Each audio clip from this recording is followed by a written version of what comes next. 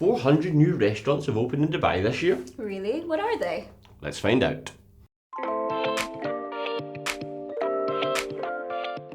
Hello and welcome to this week's serving of The Dish. We hope you all had a fantastic Eid break and are now delighted to be back at work, just like us. But let's get started. Well, everyone's talking about a slowdown, but I say, what slowdown? Figures released by the Department of Economic Development in Dubai reveal that 427 restaurants and cafes opened in the city in the first 4 months of 2019. That's a growth of 25% on the same period last year, so clearly F&B investors are still confident when it comes to betting on Dubai. Yes, they are. But of course, these figures include every small cafe or backstreet shawarma operation in Dubai. Well, where perhaps the best food in the city really is. That's true. But there's been plenty of high-end openings as well over the past couple of weeks. Yes, we've seen new gastropub Distillery open its doors in Souk Al Manzo. It wants to be a social space for the city's intelligentsia, tastemakers and trailblazers. Well, that rules you out, Simon. Also, when have you ever said intelligentsia? It's part of my repertoire.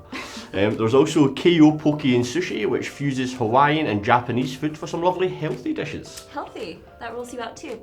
Oh.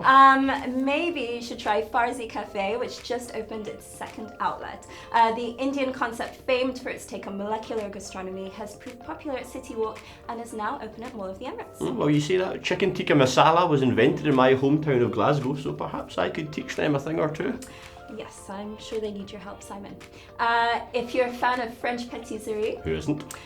Un Dimanche à Paris has just opened on Blue Waters Island. Yes, the new development there is really starting to pick up pace now, and Un Dimanche à Paris is our first international outlet from the brand from, well, Paris, obviously. Yes. Studio One Hotel in Dubai Studio City has also been slowly opening up its F&B outlets, with both Main Street Eatery and L'Arte opening up last month. They'll be joined very soon by Mr. Miyagi's, actually this month. Yeah. The Asian street food concept is known for its lively nightlife, so we'll see if it matches up to its predecessor in the Media One Hotel. We've also received confirmation of another blockbuster name coming to the Royal Atlantis Resort and Residences on the Palm. Yes, famed Peruvian gastronome Gaston Acurio will be opening his Lamar brand at the property. Acurio has a restaurant on the world's 50 best list and has more than 50 concepts worldwide. He'll be joining the likes of Heston Blumenthal, Ariana Bundy, Costas Spiliadis and Jose Andres when it opens, which has been slated for late 2020. Well, could it mark a renaissance for Peruvian cuisine, which has taken a bit of a downturn lately? We'll see.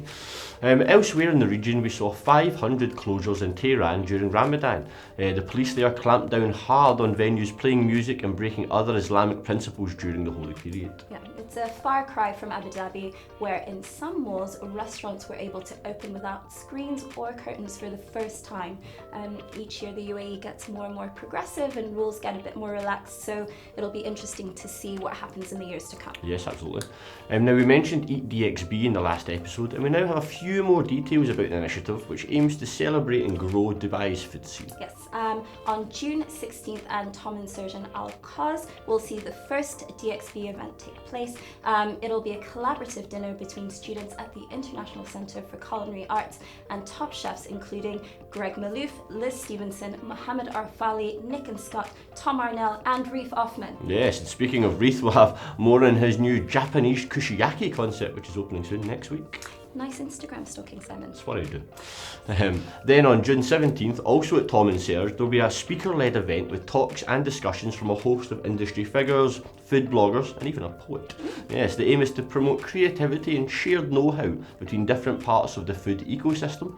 Tickets for both events can be purchased at Tom and Serge. We'll definitely be checking them out. There's also another way you can support the local food scene here in Dubai.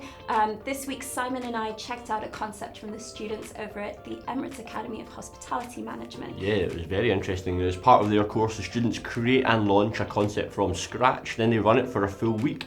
This week it was a USA-themed restaurant called Timber Smokehouse, yeehaw! Which you can still grab a reservation for. And then next week it's the Latin American rainforest-themed Yucca. It's a great way to see what the next generation of talent in Dubai are creating, and of course to show them a bit of support and give them your feedback. Yeah, for sure. So please check it out at the Emirates Academy of Hospitality Management if you can. Yes, now that's all from this week. I've been Simon Ritchie. I've been Claudia De Brito. We'll see you next week. Sorry, we need to go. No, it's fine. Oh, It's fine. yeah, It's you're fine. fine. It's You're fine. fine. It's fine. Sorry. I'm sorry. I'm sorry. I didn't know that she's done it. She's already done it. Sorry. Amateur hour.